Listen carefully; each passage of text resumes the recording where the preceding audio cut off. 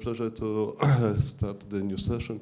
I will be the chairman with the Professor Katarzyna Arkusz, and we have in the schedule 6 presentation, and I think that after first presentation and the next will be discussed about this, of course, discuss with if you have any question, because this is very important that this is the, if you understand, if you are interested in it, you have this question for the presenters.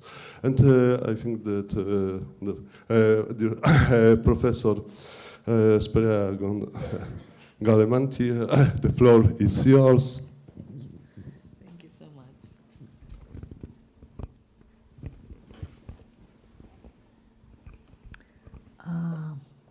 Sorry. How do I?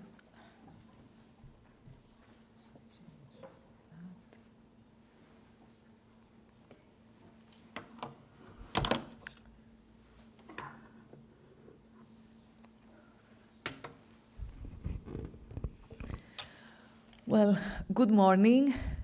Thank you for the organizers for the kind invitation. It's an honor, and actually it's a pleasure. I had a very warm welcome by the students of the IEEE here, and thank you so much for that. And of course, it's always nice to see new places and meet new people. I'm also grateful to the Distinguished Lecturers Program of the Engineering in Medicine and Biology Society of the IEEE for making it easier for this visit to happen. So my presentation is about ultrasound imaging, novel ultrasound imaging markers of vascular function for prediction of cardiovascular events, and reflects a lot on the work I have been doing, we have been doing on analyzing images, ultrasound images of the carotid artery. So as you see, I come from Greece. I am Associate Professor of Biomedical Engineering in the Medical School of the University of Athens. And I was actually very happy in the previous session where you presented, where there were presentations, very interesting presentations about the virtual reality tools that are used in the medical education by engineers. So being for a while a bit away from my basis, I feel tempted to say only 2 words about the university I come from. So the National and Kapodistrian University of Athens was founded in 1837, which I believe makes it about a century older than the Silesian University of Technology, but of course a lot younger than many universities in this area. And it owes its name to Ioannis Kapodistrias, who was the first governor of Greece. It has 42 departments, which are organized in 9 different schools, and there I make a note of some recent extroversion activities of the university, like offering an English medical degree to non-Greek citizens and being part of CIVIS, which is a European alliance of universities. So, ultrasound. Ultrasound imaging is a very important imaging modality. It is increasingly used in many, if not all, medical specialties, and there are quite a few good reasons for this. It is non-invasive, it relies on non-ionizing radiation, it is low cost, and it is available at the bedside and at the point of care. And most importantly, it allows the assessment of multiple physiological phenomena, and actually in real time. Traditionally, it is commonly used to image the vessels, that is, the arteries and the veins, to diagnose vascular abnormalities and to guide treatment. And while ultrasound in itself is very important in clinical practice, it is not enough, because there are a number of issues in vascular diagnosis which remain unsolved. As an example, patient stratification in most vascular diseases is currently based on a one-size-fits-all approach. For example, in the case of the carotid artery, it is only the degree of stenosis that is taken into account to make a decision. And this types of problems like better patient stratification can be benefited by novel personalized markers which might improve patient safety, because decisions in these types of diseases are crucial for the patient health, for the patient safety, not to mention for their lives, to offer while they will stay on medication or whether they will be offered surgery, which has a risk on its own. Now, B-mode ultrasound, where B stands for brightness over there, is the most common ultrasound modality, and it can be found in all commercial devices. It relies on a map of reflected echoes of ultrasound waves following their interactions with biological tissue. And using this very basic modality, one can assess a number of physiological phenomena taking place in the arterial wall, not only going beyond anatomical features like tissue dimensions, which can be done with any imaging modality, but also we can analyze morphological indices, so tissue morphology, but also tissue motion and tissue elasticity, which is mechanical phenomena. And I'm going to talk a little bit more about these phenomena in the few following slides. So with morphology-based indices, we can analyze the relative quantity and arrangement of different types of material within the tissue. So in the case of ultrasound images, this would be the allocation of echogenic and anechoic material, presumably corresponding to fibrous and calcified tissue in the first case, and anechoic and blood and lipids in the latter. And this can be done using very easily calculated indices like those statistics-based extracted from the histograms of the images. And you can see in these plots that the histograms have different shapes in different areas of the image. And actually, what we found was that when we calculate statistical indices, these are different between the high and the low-risk tissues. While another interesting finding was that morphology, tissue morphology, morphological features change during the cardiac cycle, have a periodic pattern which follows the periodicity of the cardiac cycle between the systole and the diastole. Now, going into more advanced methods for analyzing morphology, one can use a mathematical transformation on the image, and one can use multi-resolution analysis. In this example, we have used the curvelet transform. We have experimented with quite a few transforms. I think this was the best. In this case, what we do is actually we decompose the image in different levels. It's like looking at an image as being composed of different layers, of different frequency layers, and then extracting the information from these different layers. So, for example, you can see in this example, in the first two levels of decomposition, you can see more of the texture, the fine and the coarse texture of the tissue, while in the third level of decomposition, in this case, you can see more information about the boundary of the anatomical structure of the lesion that we are investigating. So, actually, our work with this type of multi-resolution analysis showed that multi-resolution-based features are more informative and more discriminative than statistical features when trying to discriminate between high and low-risk cases. And also another interesting finding was that we saw that the features that best discriminated these two cases were features in the horizontal direction, indicating a preference of the tissue and the arterial wall to be allocated, to be arranged in a horizontal pattern, which probably reflects the fact that there are stresses, there are forces exerted on the arterial wall due to the blood flow which runs in this same horizontal direction. Now, there's also movement of the arterial wall. No, sorry.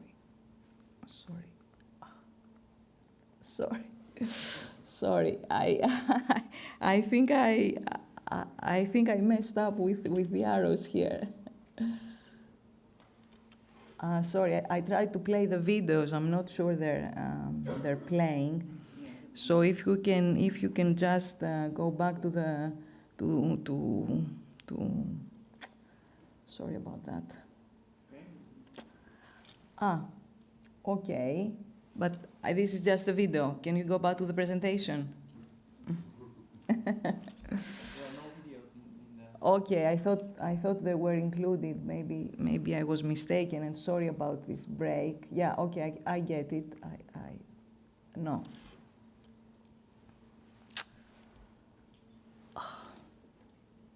I don't know.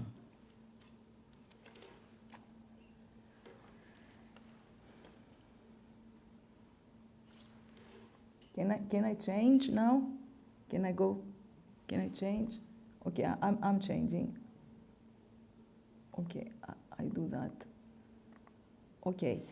So the arterial wall is in constant movement due to the forces that are exerted on it. And this movement can be seen in ultrasound videos. And an experienced physician can tell you something about this movement.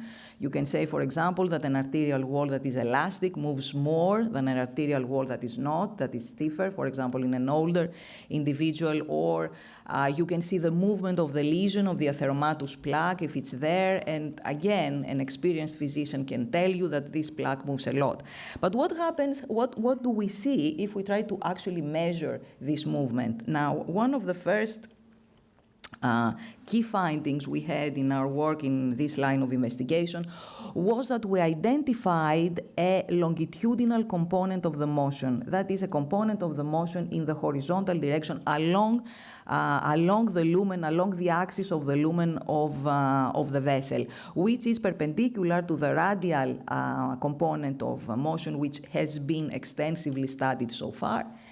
And this longitudinal component of motion was very interesting. It is actually now gaining some attention in terms of investigation. And it's interesting because it allows us to study mechanical phenomena in the arterial wall like anisotropy. That is how the arterial wall, how the tissue moves in different directions. There are different patterns of movement in different directions, but also shear strains which correspond to the relative movement between the layers of the arterial wall. So, for example, you can see here on the top graph, you can see two periodic patterns, and this actually shows that the plaque, the lesion, the focal lesion of the arterial wall, moves in opposite directions to the arterial wall that is next to it, which means where the arterial wall is extended, is distended, then it's where the plaque is compressed, and this shows some relative movement within the tissue. Also, on the lower graph, you can see the periodic pattern of the shear strain. So the arterial wall distends periodically with the cardiac cycle, but there's also a horizontal movement. There's also a shear strain. So the layers of the arterial wall move in relation to one another, and you can see this relative motion within the tissue. So this I think is a more informative image in the sense that we mapped the motion in the longitudinal and the radial direction. We mapped the motion along the boundaries of the arterial wall, and we could see with colors the inhomogeneities that can be found in the motion. So, for example, where you see changes in colors instead of the same color everywhere, is places where you have relative motion, relative different tissues, different areas in the tissue move in different directions. And what we found is that in high-risk cases, there is more inhomogeneous movement of the tissue than in low-risk cases. Now, I said something about prediction in my title slides, and this is, well, almost coming to the end. So we actually used these features that quantify morphology and motion of the arterial wall. We used them to build machine learning models and to see whether they have some predictive value in cardiovascular events, that is in strokes. So we actually experimented with different combinations of features, including textural, mechanical, but also biochemical features from blood samples and different combinations between them. We used feature selection methods, we used different classifiers, and we reached, in different studies, different populations, we reached performances between 65 and 99%. This is more like a promising field rather than telling you something conclusive about what happens. But one key conclusion I can say and I can share with you now is that in all combinations we used, we realized that mechanical properties, that is motion-based features, were the ones that were the best in all models that we used, that we built. So in conclusion, ultrasound-based markers can provide novel indices of physiological phenomena and provide new knowledge about what's going on in the arterial wall. It is possible to extract numerous features corresponding to numerous physiological phenomena. And of course, we can use them all to build some machine learning models, which might be very useful. But it's also important to look at what these features mean and what their physiological significance is in terms of studying arterial physiology and pathophysiology. I talked a lot about the carotid artery because it's the artery we have worked with. It's the one I know best.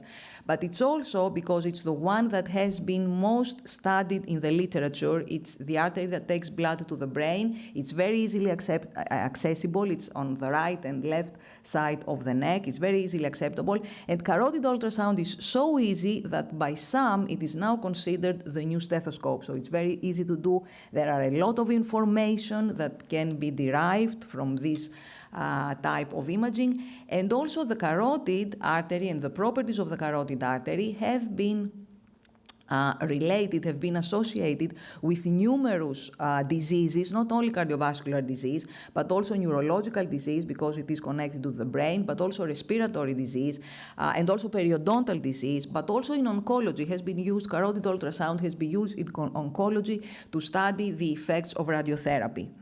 So in terms of predicting, of using these indices to predict cardiovascular events, as I said previously, it's a bit early to say that. More work needs to be done in terms of identifying large populations on which to study, but also on understanding the significance, the actual significance of these indices. Thank you very much for your attention, everyone. Thank you for the welcome and the invitation, and I do hope to see you in Athens at some point. Any questions? I'm open. Thank you very much for a very interesting lecture, presentation. And now is the time for the discussion. Any questions? Hello, thank you, Professor, for a very interesting presentation. Very interesting field of work, biomarkers, predictive biomarkers. That's something which I think that's a future. You mentioned about the biomarkers which are based on the motion information, which is very important.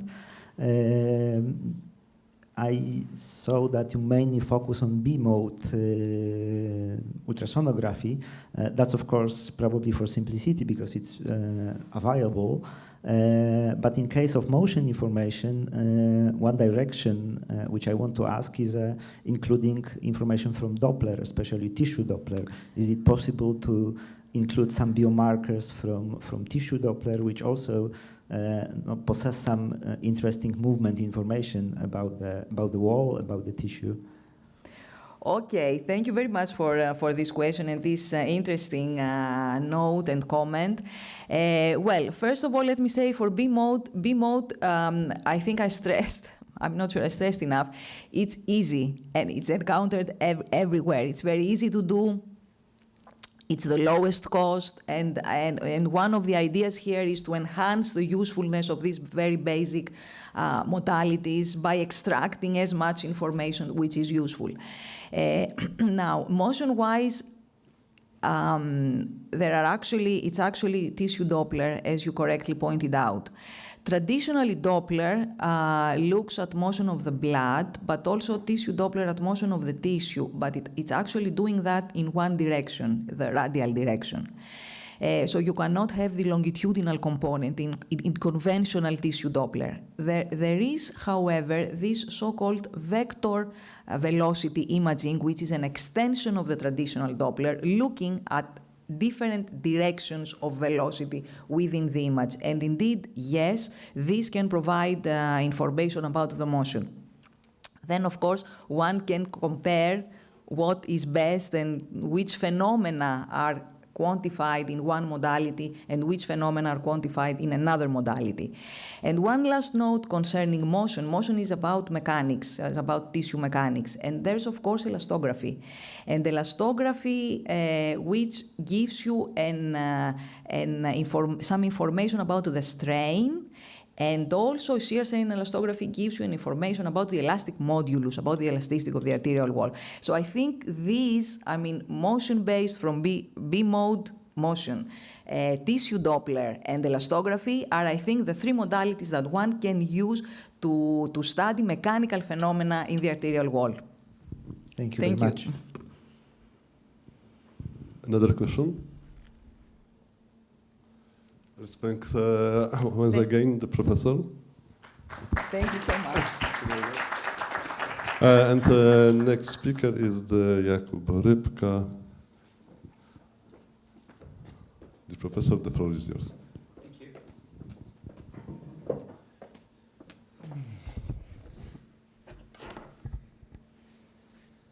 Okay, working? Yeah. Yeah, perfect. Thank you very much. I'm really happy to be here. So I will talk to you about our journey into the creating artificial meniscus. So I am from Poznań, which is not so far away from here. This is our beautiful university and our beautiful campus, which is located in the north of the city. I'm saying north of the city because right here you have almost nothing, so it's the end of the city. But we have great connection to that. And just a few days ago, I was appointed as the director of the Nanobiomedical Center. So I will show you the work which was done into another research center, Center for Advanced Technologies, but now we are like in the process of moving to another center, so I also affiliate another one. So basically I will talk about 3D bioprinting, which is more or less a novel type of technique into creating living organs using cells and biopolymers. What you can see here is a picture from the movie of Luc Besson called The Fifth Element. And this very particular movie was set in the 21st century. So we have almost 200 years to be able to create the whole human body. But because I don't know if you remember the movie, it's quite old already.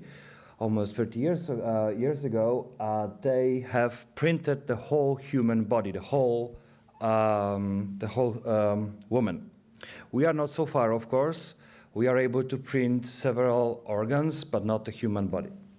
So, as I told you, that this is quite almost new. Let's say 6-7 years ago, there were first bioprinters which were available on the market. And in 2018, we have started our first project called LEADER, where we wanted to create new type of implant, of meniscus implant, with the nanotubes inside. So for those of you who don't know what's a meniscus, it's an organ in your knee and enables you to walk. It is as a shock absorber. And unfortunately, the most common injury in orthopedics is knee injury. And among them, the meniscus injury is the most common injury. And as soon as you have a problem with meniscus, it's either removed or partially removed. And after some years, 5 to 10 years, you will develop the osteoarthritis because from the biological point of view, this meniscus here is preventing the cartilage to scratch to each other and to remove the cartilage tissue from the bones. And also from biological point of view, the meniscus is divided into two zones, the white zone and the red zone, with the with the medium zone in between. The red zone is vascularized, and the white zone is not, which is not completely true, because if you see under the light microscope, there's a lots of vessels inside the white part, but still, if the rupture occurs in the white zone, you have no possibility to cure the meniscus on its own. If it's in the red zone, then you have some chance to heal it. Yeah. So the idea of this project, of this leader in 2018, as I told you, it was 6 years ago, so long time ago, was quite simple. We have a cooperation with the beauty clinic here, and they are removing the tissue, the fat tissue from the patient. We are getting them. We are mixing it with polymers, and then we are able to print the meniscus using the mesenchymal stem cells. Sounds very easy, also very promising, because the beauty clinic surgeon and the owner told me this is the way rich people now are losing weight. So they are going to the beauty clinic, 5 kilos is removed, unfortunately only 5 kilos, because this is the maximum amount that you can remove with one liposuction. And then another half of the year, you are eating like you used to, you are gaining weight, and then going back to surgeon, and again, 5 kilos is removed. Of course, I don't recommend it. It's quite unhealthy, it's very painful, and the recovery is really awful. But still, we are happy with it because we are getting a lot of material to work with and to play in our lab. So this is the picture after 3 months of the project. We were really happy because after 3 months of the project, which should take 3 years, we were ready to print our meniscus. And the idea was to use alginate as a biopolymer and the cells. And as you can imagine, this was not a meniscus at all, because the meniscus is quite hard. So from your perspective, it will be hard as a bone almost. And this guy here was more or less of the structure of the Nivea cream and maybe a Haribo gummy bear, nothing more. So it will never be a meniscus, not a chance. But as Tony from Avengers, we are learning from our mistakes. And we have developed, we have applied for another project in a cooperation with some entities from Warsaw, where we wanted to use a meniscus from pigs and also the same cells. Why we want to use the meniscus from pigs? Because we are using the whole meniscus to create a desolarized extracellular matrix, so everything which is around the cells. And we are not using any detergents because it stays inside the structure forever. We are using the supercritical CO2 extraction. And why we use pigs? First of all, because of the ethics. So in Europe, you cannot use human meniscus for your scientific purposes. You can do it in China or in the USA, but not in Europe. Second, if we were able to buy a human meniscus, it will cost more or less 7,000 zloty, and with the pig meniscus, we are paying 1 zloty per one meniscus. So for one human meniscus, we can have 7,000 meniscus to play with. And from the biological point of view, it's very important that swine or pigs are very similar to humans.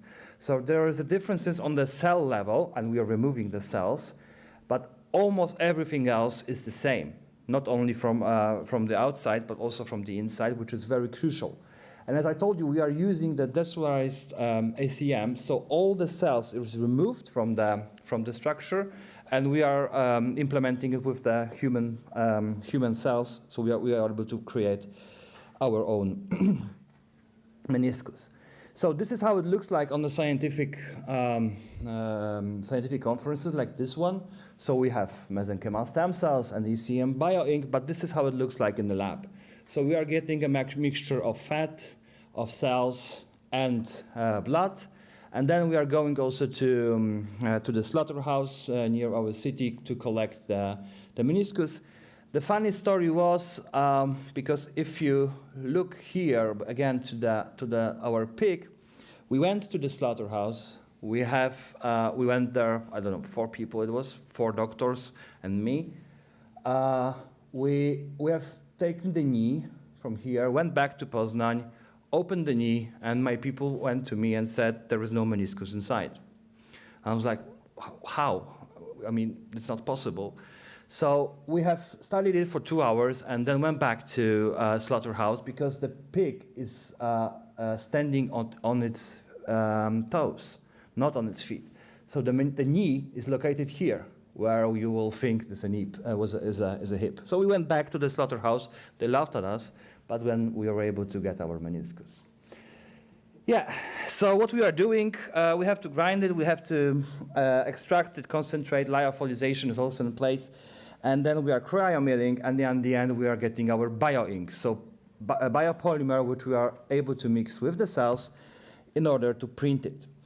And as you can see, we are removing almost half of the DNA, and the GAG content, a little bit, which is not good, but the collagen content, so the most important thing of the ECM, stays almost intact. And also from the biological point of view, we have made a gene expression to see how our bioinks are performing.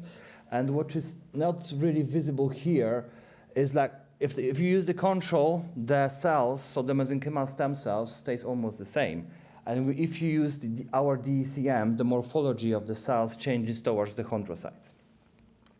And also we wanted to, because this is quite common, that bioprinted scaffolds are only able to sustain the cells on the surface, and in our case, they're also inside of the structure, which was confirmed in the live dead assay in the confocal microscopy.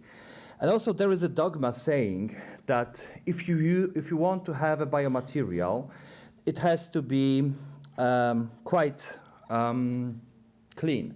So the DNA content should be below 50 nanograms per milligram.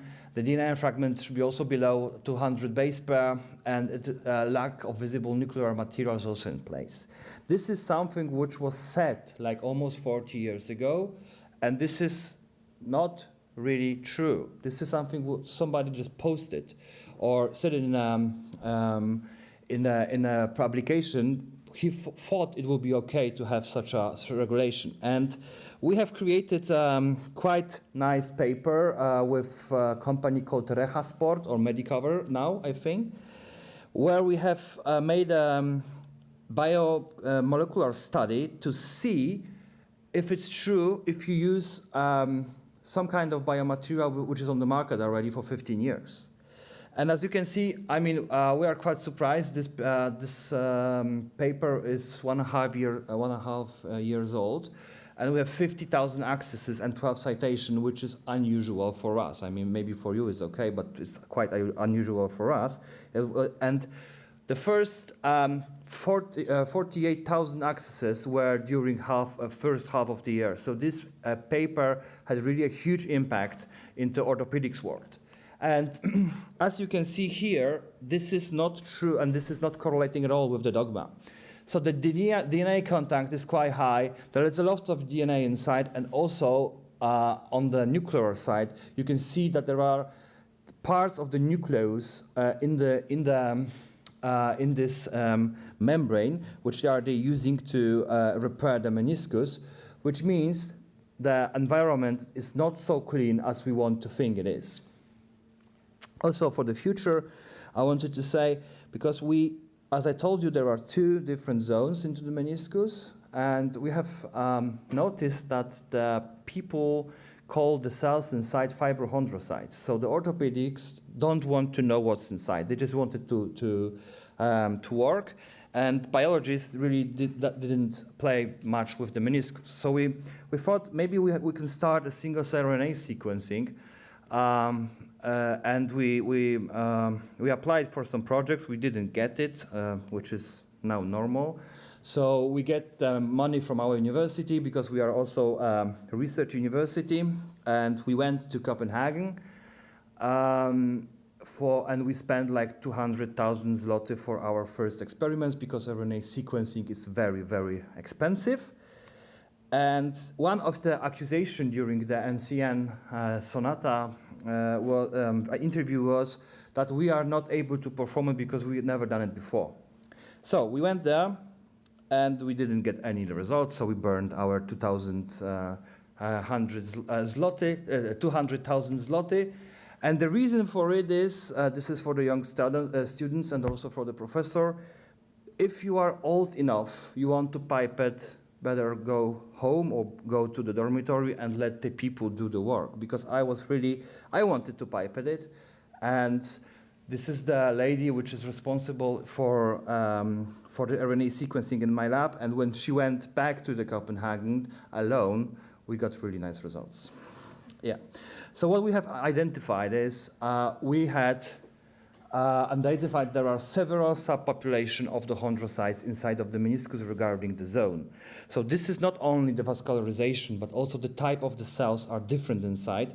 So they have the potential to regenerate, or they want to regenerate. And maybe what we can now observe is that the blood is not helping and not disturbing the regeneration. Yeah. What we also do in the meantime, let's say, so 1 year ago we started the first biotech company from a spin-off company from our university, and we are still alive after 1 year. We didn't earn much money, but we also didn't pay nothing to sustain the company. So we let's say we are self-sustainable. And I have a motto in my work life: surround yourself with people who are better than you. And I'm really successful in it, because all of the people that you can see here with the names and the pictures, some of them are here in the audience, are better than me, so they are performing great experiments, and I'm able to go across country and the world to tell what they have done, because it's not me. I've been in the lab years ago, and they are doing this beautiful research, what I'm able to show you. Of course, people with whom we are cooperating, founding agency, which we are very, very grateful to have the founding, and my contact data if you want to contact me. Thank you very much. Thank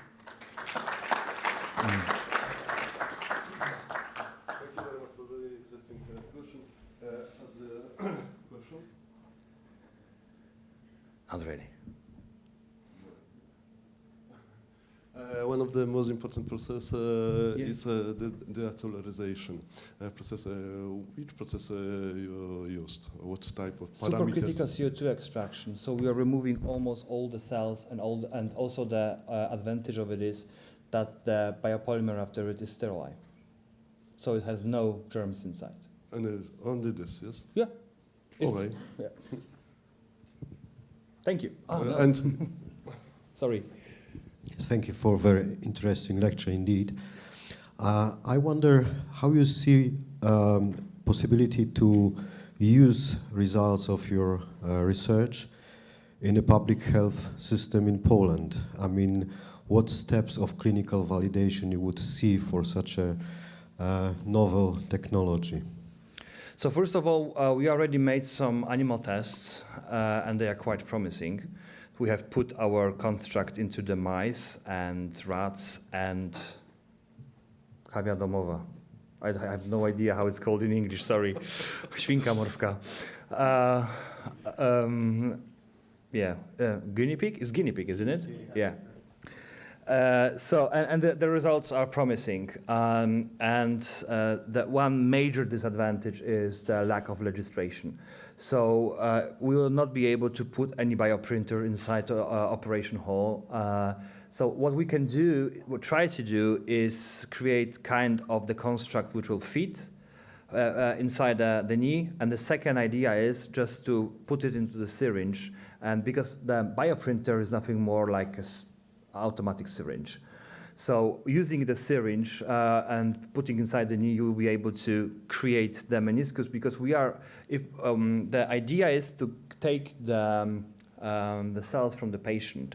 So if you have the unluck to damage your meniscus, you will go for liposuction, 5 kilo is removed, and then they will create an artificial meniscus for you. And this is also because if you use the syringe, it will be much more convenient for the surgeon, because if you have to open the whole knee, it will be not okay, because after the arthroscopy, after some days you're able to walk. And if you open the whole knee, it will be months before you will be able to walk. Thank you very much. Thank you very much. Let's thank you to the professor. Thank you very much. The next speaker is Anna Sidan, and the floor is yours.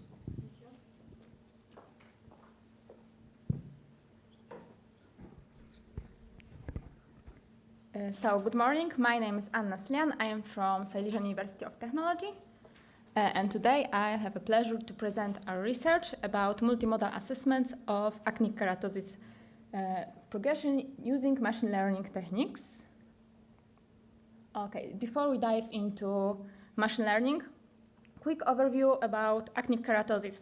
So another name of actinic keratosis is solar keratosis. And it's an illness directly caused by extensive UV rays. So it's quite common. It occurs in about 50% population over 40.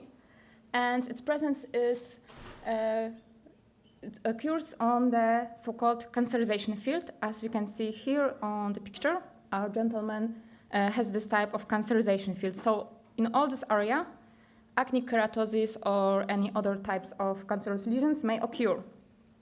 Because this illness progresses so slowly, it may be easily overlooked by patients. However, it carries a risk of progression into cancer. So, if the patient is diagnosed with actinic keratosis, even if it's treated, he still has to go to the dermatologist every few years. So, who's the most vulnerable? As you can see here in the picture, quite older gentleman. So, if you're over 50, you carry a risk of actinic keratosis, especially if during your lifetime you spend a lot of time in the sun. So if you like to go work in the garden, if you drive a lot in your car, you may develop actinic keratosis. Also, if you have weakened immune system, no matter if due to age or any other illnesses, you should check yourself with the dermatologist. So what non-invasive diagnostic methods dermatologists have? So first one is the clinical evaluation. Patient comes to the dermatologist's office and the dermatologist sees them. They may touch these lesions. They may assess clinical medical history of the patients. And also they have dermatoscopy, so they see the skin in high magnifications. And quite novel technique is using high-frequency ultrasound, high frequency meaning over 20 megahertz, to see what's inside the skin. So, thanks to our amazing friends from Poznań University of Medical Sciences, we were actually able to evaluate 75 patients. There's a little mistake because yesterday was another one extra patient. So it's now 76 patients. And we took 2,200 samples of actinic keratosis and 32 samples of healthy skin. So for each sample, we took 2 photos, dermatoscopic photos as seen on your left, and high-frequency ultrasound photo here in the right. So this is actinic keratosis of the first stage. We can see the redness and a little bit of flaking here on the left. And also on the right, we can see a slab layer, which means the collagen fibers in this layer are quite loose. That's why it's so dark. And just for comparison, here we have a healthy skin. So in dermatoscope of healthy skin, the color is quite even. And in ultrasonography, we can see the collagen is also quite evenly distributed. So our dermatologist used 2 scales to assess actinic keratosis samples. Here we have stage 1, stage 2, and stage 3. And as you can see on the slide, the stages are not linear, so it's not how much of the symptoms are. No, the stages are actually connected with certain characteristics. And based on those stages, the dermatologist decide what therapy is the best. So let's now dive into our primary study. We wanted to check if it's possible to assess stage of the actinic keratosis using machine learning system. Here is a quick overview of our methodology. After we took our samples, we used some data post-processing, image post-processing techniques. We extracted features, then we ranked them, and at the last step, we used support vector machine as our classifier. So for image processing, for my dermatoscopic image, we had to remove hair because they carry a lot of noise. And we used a dual razor algorithm for this process. And to segment skin layers on the ultrasonographic images, we decided to use deep neural network. So in the red, we have the entry echo, also called sometimes epidermis.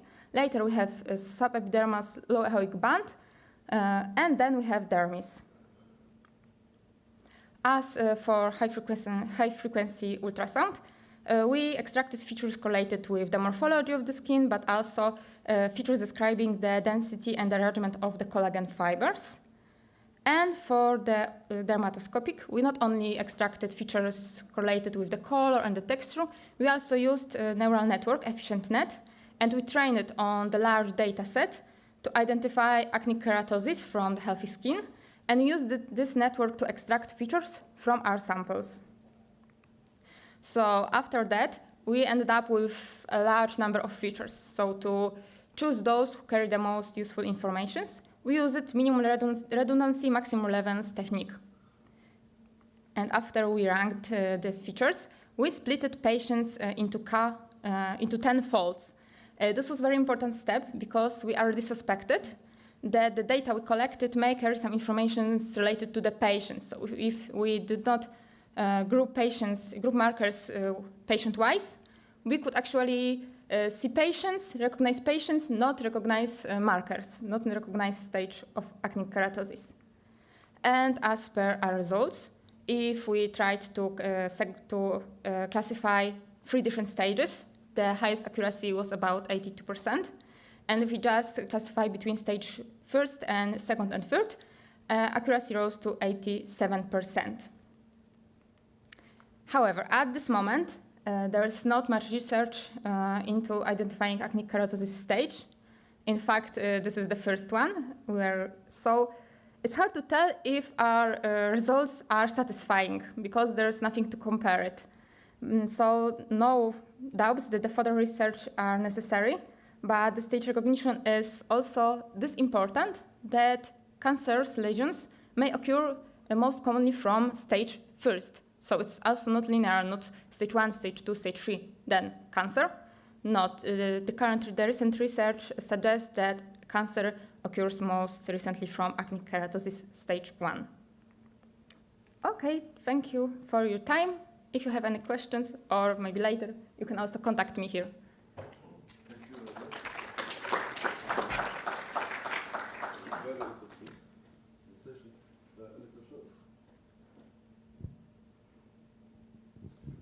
I understand that now we talk about the quality. It's possible to find the quantity level and find that something will be connected with the not only the we think about, but we know. Could you?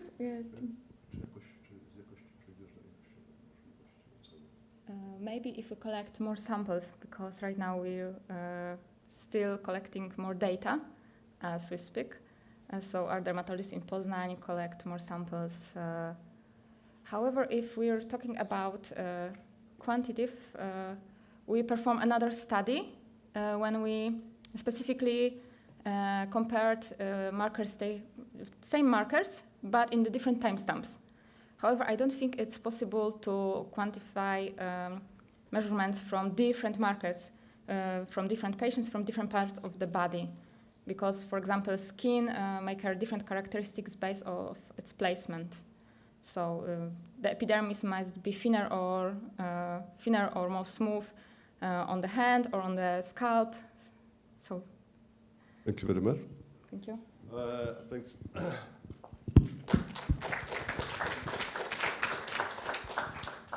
So we are in the middle of our session.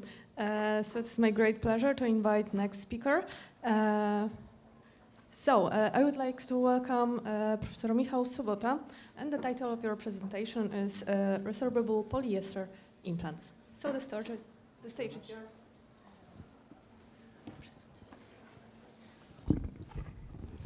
ladies and gentlemen.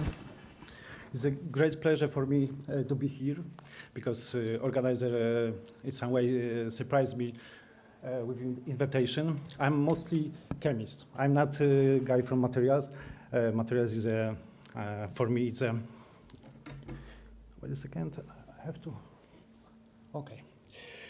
The subject of the presentation is polyesters, mainly polyester which can be applied as implants, medical implants. In this area, the most known polymer is polylactide. Sometimes you can find this polylactide in the name of polylactic acid. Everything depends on what kind of precursor was used to synthesis. If lactic acid, of course, it will be polylactic acid. If lactide, it's of course polylactide. For medical application, for sure, it's better to use polylactides because when we prepare the material using ring opening polymerization, we are in some way we have a chance to control the properties of this material. So for sure, this material has to be really good project because we need to know the time of degradation, the possibility of the copolymerization, because if we introduce other monomers, we can obtain really nice polymers with controllable time of degradation, mechanical properties, and also in some cases we can obtain really good reservoir of the drugs in eluting system. It's a DES, it quite often calls. As you see, one group of materials, many possibility of. Wait a second. Oh. I don't know where is. Maybe I should took the glasses. Okay, one group of materials polylactide based, many possibility of processing, and of course a few possibility obtained of different type of implants. It's a result of our team. That's why I put also the patents to show you how many possibility can you get if you are play as a chemist. The constitutional unit of the polylactide is, as you see, is almost lactic acid for not chemists. If you add hydrogen atom to O and OH closer to carbonyls, you've got lactic acid. Everybody knows that lactic acid is a good compound in the human body because it's joining in some metabolism cycle. So that's why product of degradation of this material is easy to accept by our organism. Polylactide is not homopolymer polylactide is not a super material. That's why the chemists find a way to modify for a special purpose.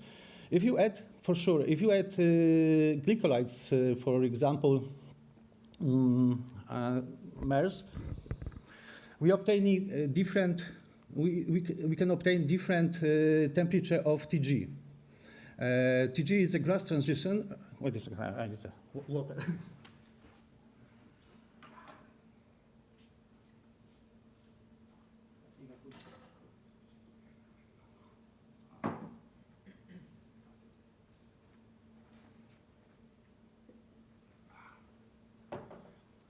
I think I put too much energy to talking. Okay, that's much more better. As you see, there is also a spectra from HNMR. It's magnetic resonance, nuclear magnetic resonance, who help us to get a correct microstructure. This microstructure is also important because it also depends the temperature of gas transition, and depends also on the microstructure of the polymer. As you see, if the content of glycolide increasing, the temperature of gas transition is become lower. Just to remind some people, maybe here is our students, below TG, 3 gas transition, we obtain material with the glassy state. It's a brittle, stiff, and sometimes it's not good as a mechanical construction material. Above this temperature, we obtain the rubbery state, rubbery flow, and of course viscous flow state. In viscous flow state is a state which helps us to process, to obtain this very nice implants, what I showed you earlier. Okay. When we modify using only the glycolide, we can obtain a temperature glass transition around 45 Celsius degree when we used 50-50 molar ratio. But if we are thinking about body temperature, we have to add, for example, 3 metallocarbonates. And here we are in 33 Celsius degree. Why I'm talking about this TG? Because TG is very important in the shape memory effect. Because it is one of the switch of the, because shape memory effect in these polymers can be, if I know good know, it's two. It's crystallinity, melting point, and also the TG. If we have amorphous material, the TG help us to change the shape from the permanent shape to the temporary, as you see there.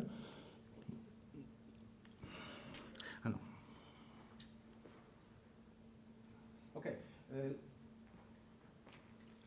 The column with the pictures, the second pictures, as you see, this is the system ready to implantation. It's a temporary shape of the stand.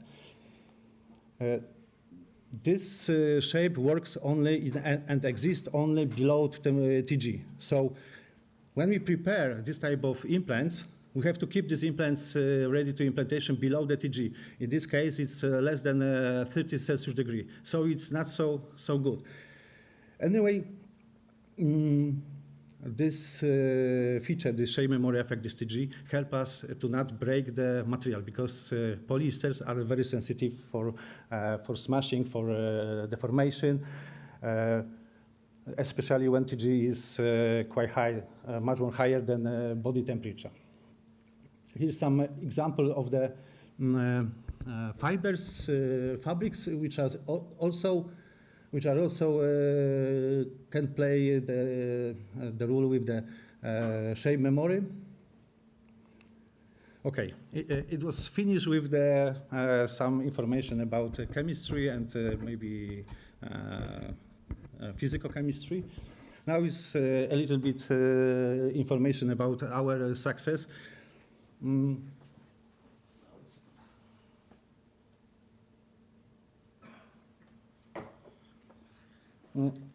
Every prototype what we've done in Polish condition, of course, because in Poland there are not enough money to finish a lot of things. It's for us it's big success. Here there's two websites when you can find results of the project which was focused on the producing on filaments for 3D printing.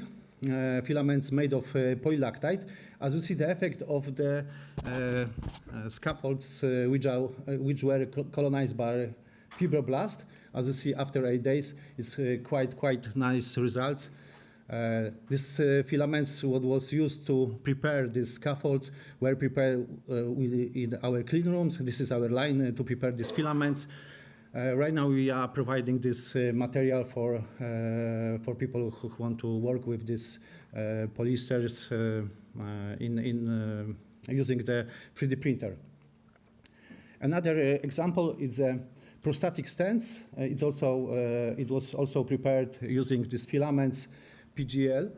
But here is extra feature because Doxacel was loaded as a layer on the stent, and as you see, after 6 months, 6 weeks, 30% of release has proved that this prostatic stent can work in a human body. Let's go to more sophisticated prototypes. Vascular stent. It's not easy subject because I'm personally involved in this projects. We spent many hours to work with it, and it's still not in 100% good enough to work with people. We stay on the in vivo test. For this project, we supplied the material. It was copolymer PLGA blends. Here in these two rows of the photos, you see different shapes. Laser cut is a really nice unit to prepare really nice cut with really precise, with very high precision. At the last photos here, it's ready to use before implantation, our prototypes. Here's a cross section after cross section peak vessel after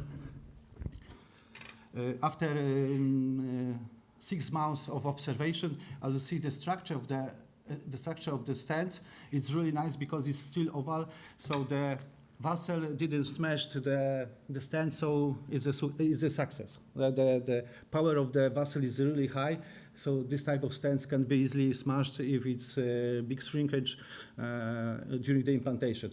Of course, there is an effect of stenosis here, but it's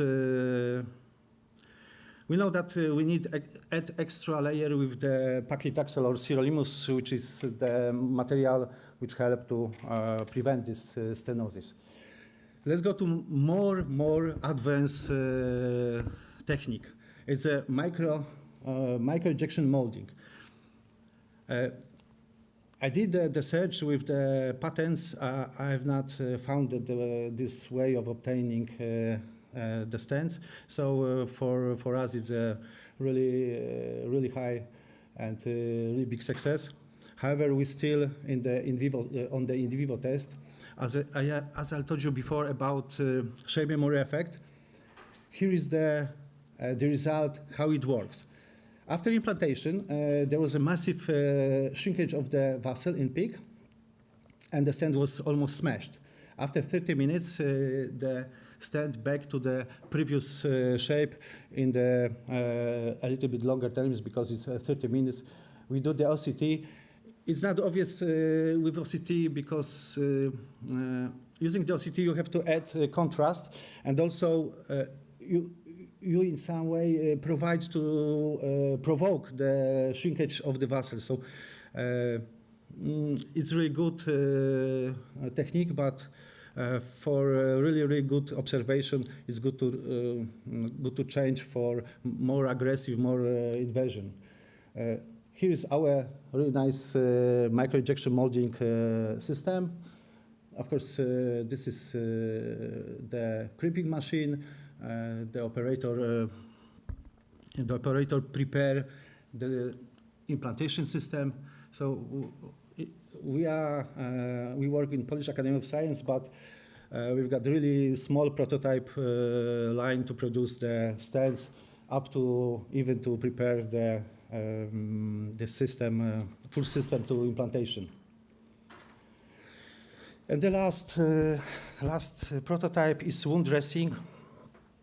For preparing this type of wound dressing, we use the electro spinning machine. In this case, the fibers contain the propolis, and here is the ABCD. The photos shows how it works. The specialists told me that CND is very good effect. It's a pig. It's very nasty, and I'm the chemist. I'm not involved in it really close, so it's good. For us, it's a very big success because it was really serious wounds, and we hope our patent, because this patent is with the people from the Salesian Medical University, and we are fighting right now to find some producer for this material. On the left, there is also operator with the electrospinning unit. And as you see, it's also clean room, in clean room, at ISO 7, because we've got two types of clean room.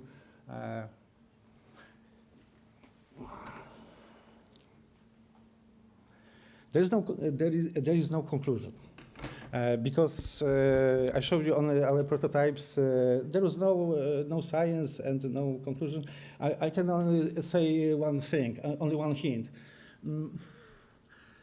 If you want to do something with implants and material implants, you have to be very, very interdisciplinary.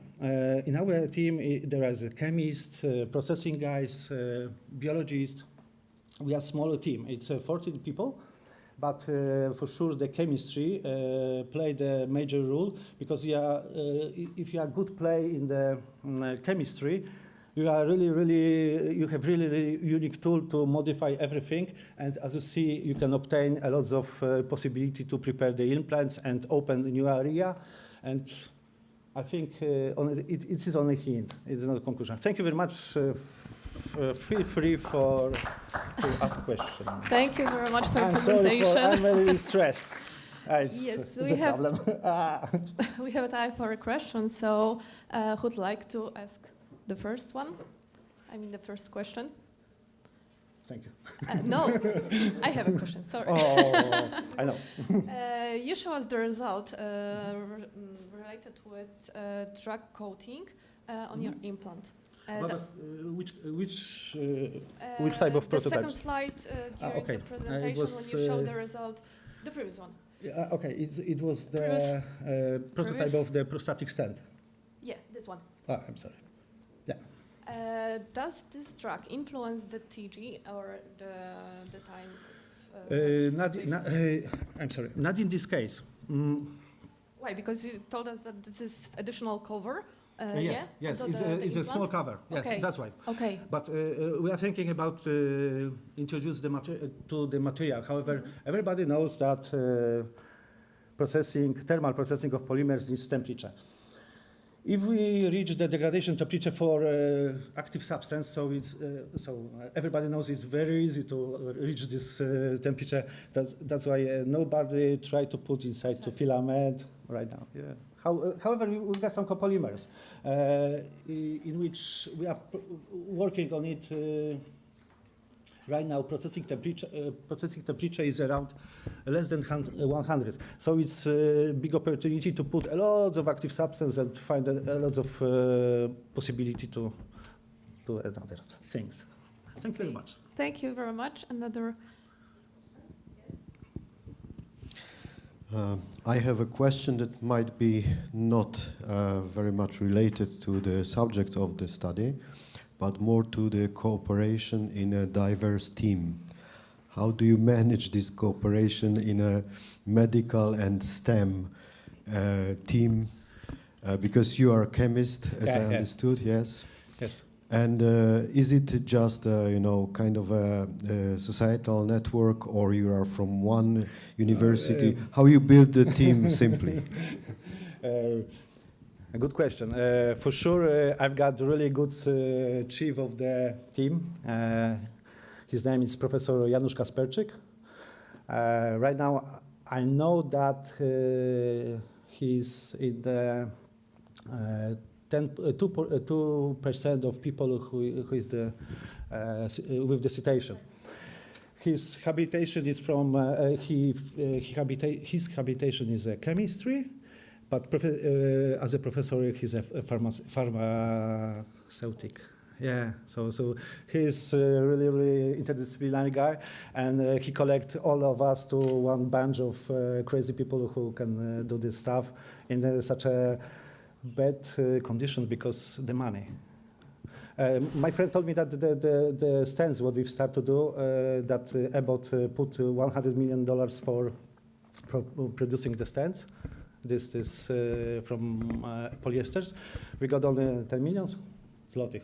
They got dollars. Yeah, so it's not good, but what can I do? Thank you very much. Thank you so much. Thank you for your presentation. Yeah, thank you.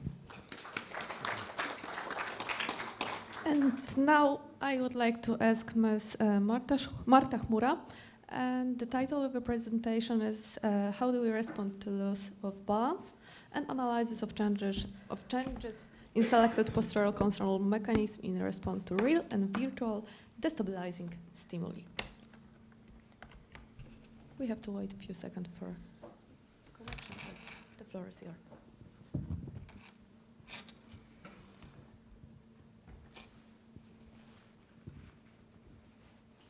Okay, everything works fine. So, ladies and gentlemen, I am Marta Chmura. I am from Department of Biomechatronics at Faculty of Biomedical Engineering. And today, I have pleasure to shortly present to you a series of studies aiming on postural stability. So, to introduce the topic. As you can know, balance is critical for our daily functioning. It allows us to walk, to stand, and perform daily activities. So, disruptions in maintaining balance can lead us to issues that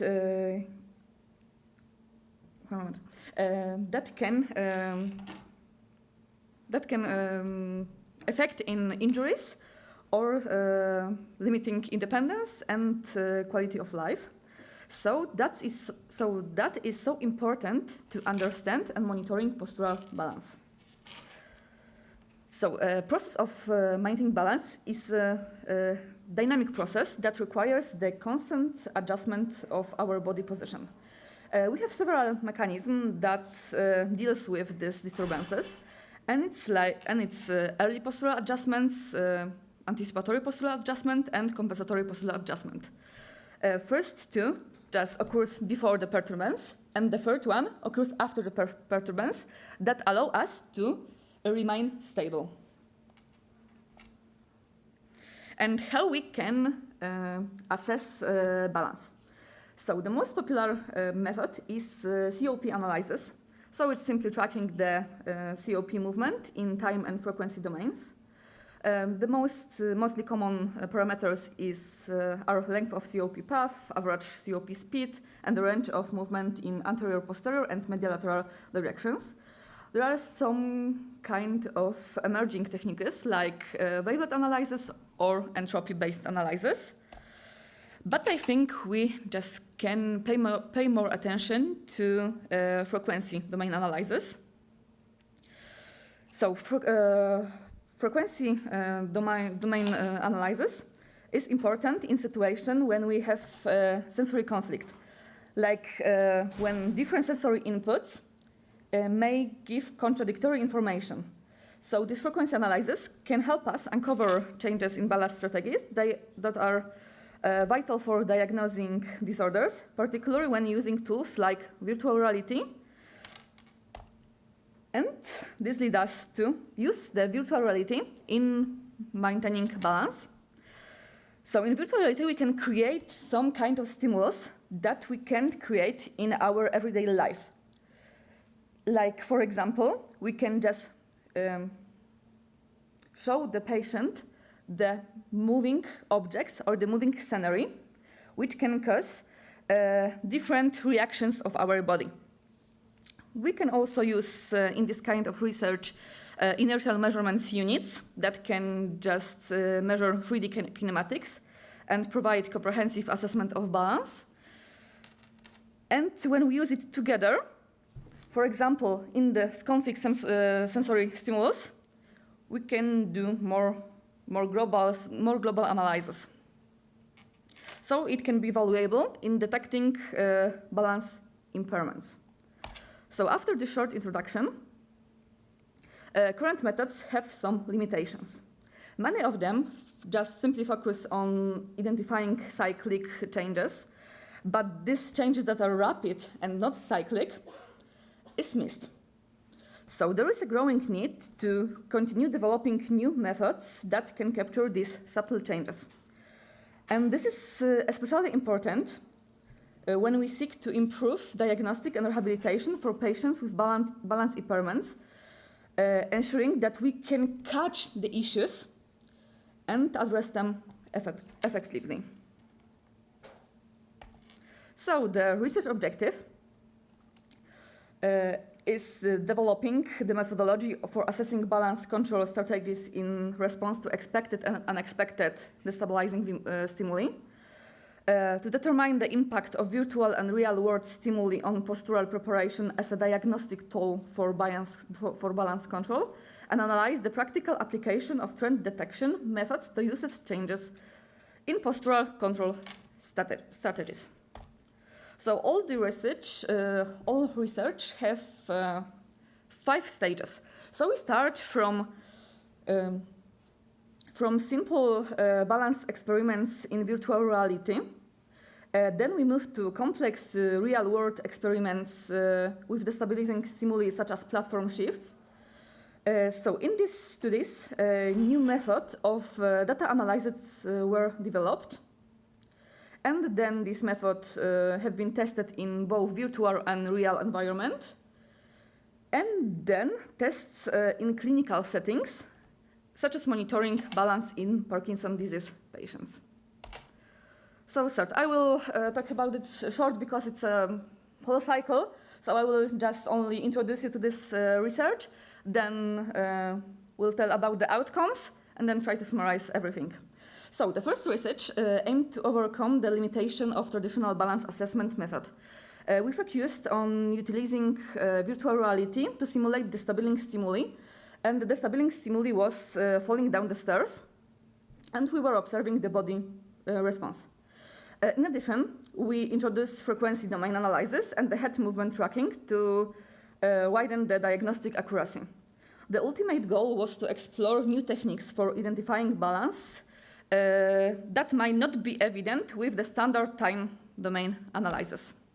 So the key findings from the stage 1 was that the visual stimuli in VR caused diverse response in participants. The frequency domain analysis, particularly when combined with head movement data, proved to be more effective in detecting balance disturbance. So these new methods provide valuable insights into postural control and hold potential for diagnosing balance-related issues.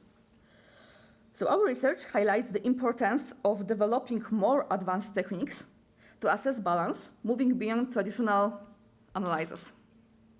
So this leads us to stage 2, in which we were testing real-world stimulus in the form of platform shift.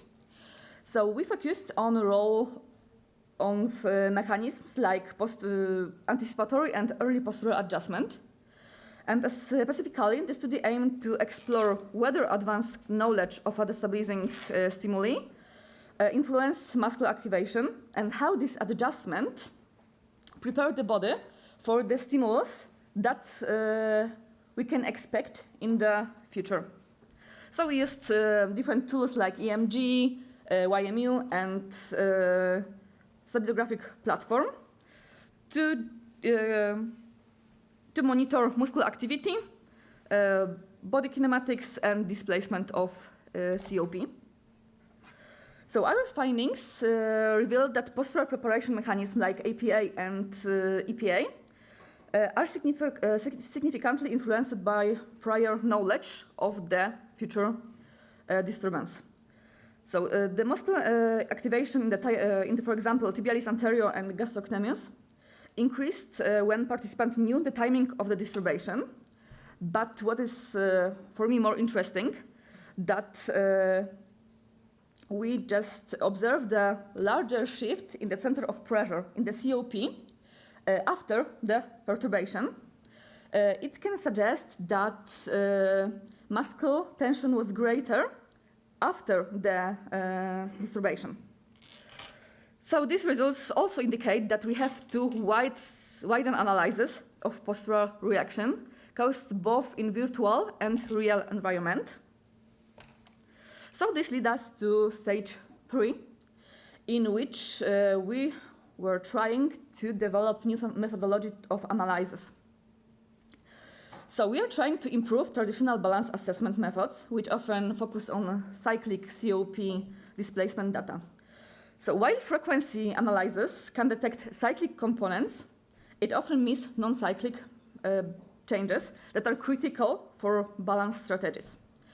To address this, we introduced a new analysis that is inspired by stock market indicator. So we try to just combine stock market indicator or technical analysis with analysis of postural stability.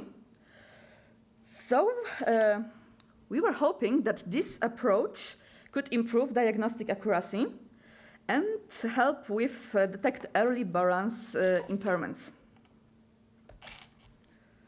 So the results suggest us that stock market-based trend analysis is effective in detecting subtle non-cyclic changes in COP.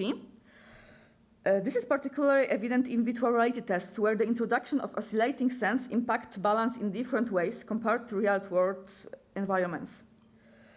By identifying significant changes in COP, this method could improve the early detection of balance disorders, especially in cases where traditional time and frequency analyses are insufficient. This new approach holds promise for clinical applications. So obviously the next step was testing this methodology. And we tested with this methodology, both in virtual reality and in real-world balance perturbations. And the goal was to see how trend changes in center of pressure movement could change under various conditions. So the key goals included assessing how often postural corrections occur and whether fewer correction or larger distances between trend changes could be indicative of increased fall risk. So the results showed some interesting things, like during all the tests, no matter in VR or real world, the number of trend changes stays constant. So this can suggest that there is some necessary baseline of corrections that we need to do to maintain balance. However, an increase in trend distance and a reduction in time between changes were associated with greater instability and potential fall risk.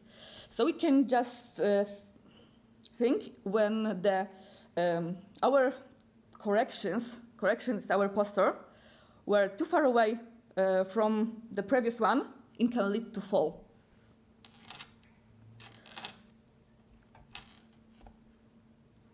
And it can lead to fall, yeah. And the last stage is a stage in which we try to put this methodology into clinical approach. So we're trying to evaluate if the trend change analysis could be used to assess postural stability in individuals with Parkinson's disease. And specifically, we aim to determine if the trend change analysis could distinguish between patients on and off medication. And the finding confirmed that this trend change analysis effectively differentiates between on and off states in Parkinson's disease when the traditional analysis can't do it. So in the off state, patients exhibited more frequent trend changes and shorter intervals between them. That suggests that trend changes analysis could be a valuable tool for identifying subtle postural changes that traditional balance may miss. The results highlight its potential for enhancing clinical assessment and aiding to the management of Parkinson's disease. So to summarize it, this research explored balance control in various settings, both real and virtual environment. Standard time domain tests alone not fully assess how individuals respond to different disturbation. By incorporating frequency domain analysis, especially during head movements, we could better detect visual disturbance sensitivity. In experiments with real destabilizing stimuli, we confirmed that knowing when a disturbance would occur triggered K-postural preparation mechanism. Importantly, trend change analysis help identify non-cyclical COP movements that traditional methods might miss. This approach was particularly useful in Parkinson's disease research, where it differentiated between medication states. This method holds promise for advancing balance disorder diagnostic especially in patients with some neurodegenerative issues. And thank you for your attention, and I am waiting for questions. Thank you for your attention. We have time for one short question. Who would like to ask our speaker? If not, I'm wondering about your measurement. I mean, about the time. How long have you checked the balance measurement? Okay, we hold these measurements, for example, I think 60 seconds. Okay. And then we just divide this measurement into parts. Like when there is a measurement in virtual reality that are moving, we just simply take the middle 30 seconds. So we just cut off the time that our participant get used to this visual stimuli to get better results. Okay, But there was short tests. Okay, thank you for this Thank you. explanation. Any question? If not, thank you so much. Thank you. And the last question in our session, the title is AI for AR, upcoming radiological structure reporting educational platform with AI augmentation. And our speaker is Dr. Rafał Jóźwiak. Good morning. Thank you very much for the organizers for invitation. It's my great pleasure to say some word here and present some results related to our project and related to our conception, which is called AI for AR. Thank you, dear audience. You are still here. The lunch is coming, so I'm so proud that you are still here. So I try to do as fast, of course, as I can. I want to start with some connection with the yesterday, yes, because yesterday Professor Obuchowicz was giving the overview of some AI tools which we can now found in our system. The list is also here, yes, some names of the already available AI systems. That's related to the prostate cancer because that's a use case clinical example which will be related to my speech. And of course, plenty of such solutions already exist. They are certified. There was also a question from the audience about the specificity, sensitivity of that algorithms. Yes, no, we can say, of course, that probably that accuracy is enough, yes, because we have certified algorithms, we have certified products, yes. But I think problem lies a little bit beyond that question about the accuracy, yes, because if we look for the literature, we can find very interesting articles, like, for example, here. The tool was also discussed yesterday, that aspect, so the application, very popular AI application for assessing the stroke, yes, and very recent article, yes, which shows some problems with using that AI algorithms, which, as we can find in highlights, that AI aspects very often overestimate the infrared extent, yes. There is also another important highlight from here, that considering AI aspects versus radiologist expert aspects, yes, there are differences, that AI bigger than 4, it's probably the same than probably the same what we have the expert below 6, yes. So we have also discrepancy with the, as you see, with the region, yes. So of course, practical application, as you see, brings some problems. The same we can observe with prostate cancer, which, just I said, is a little bit the use case of that speech. Yes, also very important article. Does deep learning software improve the consistency of the performance of radiologists with various levels of experience in assessing prostate MRE? And the key points from that article, which validate internally exactly that commercially available certified solutions for diagnosis prostate cancer. Now, the key points are the radiologists infrequently change their scoring, that software did not improve the period scoring consistency, and of course that did not improve the performance. And that's some problems which we are focused with developing AI algorithms. Sometimes, of course, we are all researchers, yes, very often we are proposing the algorithms, yes, we take the typical steps, yes, so we have some ground truth, we have, as you see here in the middle, our model, some prediction, we have some reference model to which we are comparing, yes, and of course we achieve some better score, and usually we are very happy because our model is best, we can say, yes. But of course, what does it mean best? If we look for a clinical reality, yes, that's a prostate, that's some number of lesions, yes, and that's different outlines made by experts, yes. As you see, every expert see the lesion in a different way. Of course, they all agree there's some lesion here, yes, but the extent of the lesion is very different. So just looking for measures, yes, according to one expert, my model will be best. But if I take another expert, my model won't be the best, yes. Another problem is that we take some measures, yes, like typical dice, yes. As you see, both prediction, like here, gives, of course, the same dice score, yes, but looking just visually and subjectively, the prediction one is probably more reliable, yes, than the prediction two. If we look for another example, yes, the dice score for prediction one here is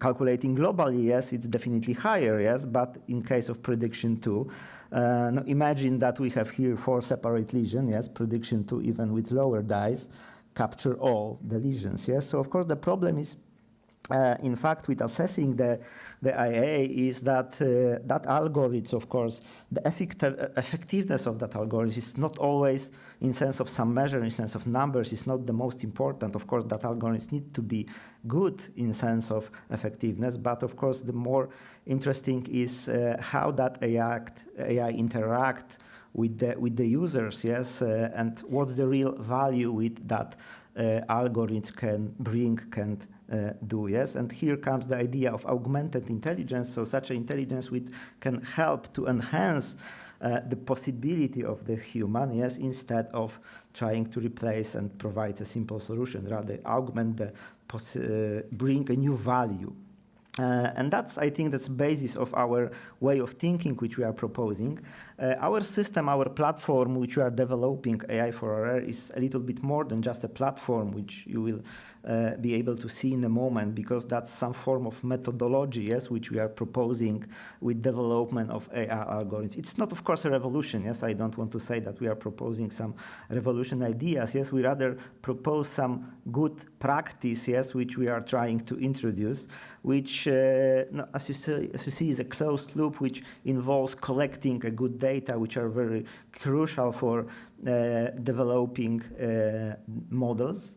Based on the data, the next step is, of course, developing good deep learning models, but such a which we are able to explain, which can bring exactly that added value to the users. And finally, some forms of application like research, education, clinical. As you see, that's a closed loop. So of course, that application formula like structure reporting, which will be an important part here, can be used here also for collecting data, yes, to increase the value of data collection. We promote the idea of structure reporting, final application today will be the education form, which we will discuss at the moment. That idea which we are proposing is based on 3 pillars, we can say. So first of all, good and reliable databases, yes, so good data. Then trustworthy and explainable AI models. And finally, modest form of structure reporting. How we adapt that good practice, that idea in the use case of prostate cancer, which we are currently treat as our main scientific problem, which in our group. First of all, we built a reference database in connection with our Silesian Oncology, Pulmonology, and Hematology Center. That was first part of the database which we made. What is very important here, we have a multi-reader annotation, so 3 experts at the same time was annotating the data using structure reporting and using visual labeling, yes. So each case we were looking for consensus, yes, for the agreement to include to the database. We have defined over 70 standardized annotation per lesion. We have a lot of elements which we include to the structure report form. So we first of all create such a database. We are now in the second stage of our project. We also start extending the database to include data from other clinics, and also we included data from open databases, which is something interesting I will show in a moment. We are promoting structure reporting and standardization as a very important step of creating a data for creating a good AI algorithms. All data are standardized. In case of prostate cancer database we were building, we try to connect all the CDA, which we are so common data elements which we defined, yes, which are formally some feature and set of possible values, or are tried to be connected with some lexicons, yes, which are available to provide a full standardization. We propose a structure report form to collect such a data. So every case was described using that idea. Why standardization and why structure reporting is so important? Here the green area, as you see, indicate a prostate lesion. It can be observed on the different magnetic resonance modalities. And of course, if we look for something which we very often found, so a free text describing the examination, probably you will find such a text that the lesion is hypointense, it's markedly hypointense on ADC map with probably visible contrast enhancement. Yes, so theoretically, quickly looking, very important features indicating that that's probably a prostate cancer. Yes, but of course, question is whether in that free text, which sometimes is available, whether all important features were included, yes, to properly analyze that case. Idea of structure reporting was presented many years ago, yes. In 1922, Preston Hickey, yes, as a first found and that he published that radiological reports, one of the first radiological reports in that days are very erratic, yes, and sometimes describes it's hard to read that, yes. Even 1 year later, 1923, Charles Enfield defines such a reporting style, which he calls tell much yet almost nothing. Many years ago passed, yes, we are now in 21st century, and probably if you now go to the clinic, you take the description from radiologist, you will see a long text, which sometimes it's hard to read, yes, nothing changed. But if we proposed a set of important features, important elements which need to be described, what like we have here on the right side as a simple example, we define that important features like related to localization, features on one modality like signal intensity, shape, and so on, yes, we can get a collection of standardized elements, yes, and now if we precisely look for that what was defined as important, yes, we can find that also a shape is here, and not taking into account the shape of that lesion, although other features previously was indicating that that's probably a cancer. If we include that information about the shape and we take use of the existing standards, standards like PIRAS, for example, in the radiological description of prostate lesion.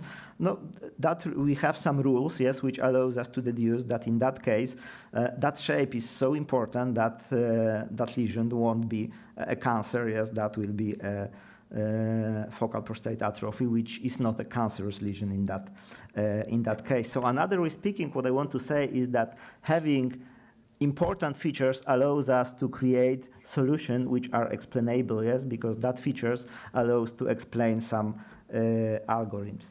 During the process of annotation, we were using a special tool that's a cooperation with MDAI, American company, which provides such a very interesting tool for annotation. we can define for the experts the task for annotation, we can define the labels, and then I, as a form of administrator, they are of course blinded when they are working, but I at the end see all the annotation together, and we can discuss it together, finding a consensus, make some changes if they are necessary. That's what I mentioned, what we can achieve analyzing open, for example, open data sets with some form of working together with many radiologists. Example is here on the left side, you have annotation which was available in the public data set. On the right side, that what is marked on the red, that's of course annotation made by the radiologist. And more or less, that's probably the same. However, the range is a little bit different. But what is more important, on the another part of that examination, yes, on the left side, there is a open source database which possesses nothing, as you see, but our expert indicate another lesion which is available. That was marked by two or three experts, so it's hard to say that that's a mistake if at the same time 2 or 3 experts says, hello, something is here, yes? And believe me, during that process of adding another examination from open source databases to our data set, we find plenty of such examples, yes, when there was a lot of mistake, yes, and we find it in cooperation with interdisciplinary collaboration with radiologists, yes. Having such a good annotation, multi-reader annotation, allows us to propose our algorithms for detection of a prostate lesion, and maybe what is more important here, of course, they are with quite good accuracy, measured with some numbers, but something which is important here, as you see for the last model, yes, which is below, and you look for the first line, which is marked above, yes, which is a gold standard. All the indication from 3 radiologists put together. Now you can observe that the last model, which is below, not the best correlates visually, yes, with all the experts, yes. As you see, some other models can make some problems like connecting two separate lesions into one, yes, or dividing, like here, lesion, not finding 2 lesions, but 3 separate lesions, yes. Although all good for although the results, numerical results for most of that models are quite good, yes. The last model visually, subjectively looks the best. What is interesting, the last model which was proposed here is the model which is assembling of separate models, and each separate models was learned on the individual labels from separate radiologists, yes. So we can say that the last model works a little bit like making a final decision based on knowledge from 3 radiologists. That's a scheme of we don't have maybe time to get in details all the technical elements which are here. AI for RR is formally a structured reporting platform. That's a structured report dedicated for prostate cancer. As you see on the right, based on the features which are selected, we also automatically generate a report. Yes, that's automatically generated report by the system with embedded AI support. And something that's also integration with open source DICOM viewer, which we are using inside to allow interact the user with annotations. They can make their own annotation, but also read the annotation made by the AI, analyze it, accept or no. Yes, the user acceptance is very, very important here. At the end, we try to produce a platform, version of a platform which will be dedicated for radiological training. Yes, so such a platform which allows learning modern form of structured reporting, allows learning the conscious use of AI. Yes, so the integration with the AI in the real environment, learning by describing a real case using a real platform. With integration with DICOM viewer, not only as a form of a quiz, yes. So that's something what stands here. And finally, of course, to build a trust to AI. At the end, please just look quickly for 2.5 minutes of the movie showing how that platform looks at that moment and what are the possibility of that platform.